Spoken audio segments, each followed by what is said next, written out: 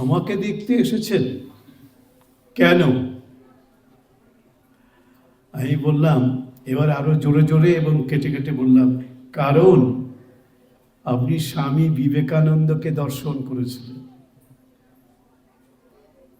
আর কিছু বলতে হলো না।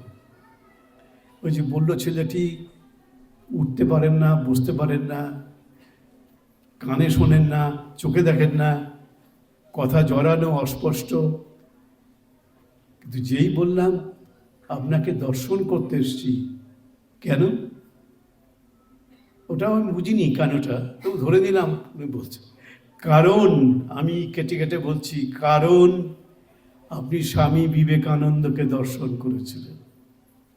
জোরে জোরে বলেছি, থেমে থেমে, কেটে কেটে। এই লোকটা শুয়েছিলেন আচ্ছোয়া হয়ে, সারাক লাফিয়ে উঠল। বলছে উঠতে পারেন না, বুঝতে পারেন না, শুয়ে দিতে হয়, বসিয়ে দিতে হয়।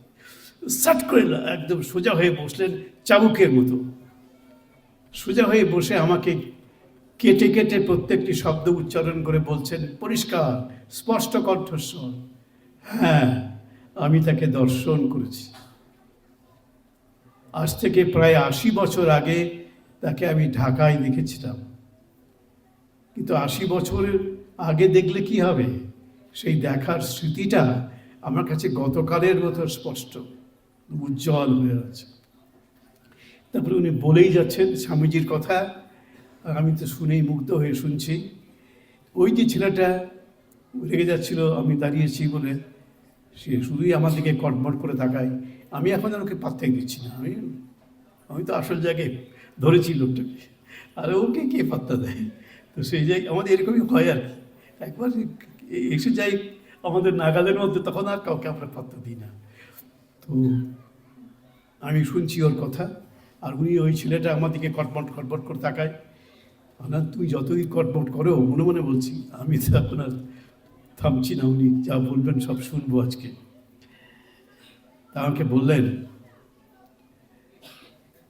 স্বামী বিবেকানন্দকে আমি দর্শন করেছিলাম। ভাবুন একটা অভিজ্ঞতা, স্বামী বিবেকানন্দকে দেখছেন একজন, তাকে সামনে পেয়েছি আমি, আর যিনি ভারতবর্ষের স্বাধীনতা সংগ্রামের একজন নেতৃস্থানীয় ব্যক্তি, বর্তা, বাংলার বিপ্লবীদের কাছে তিনি ছিলেন বর্তা।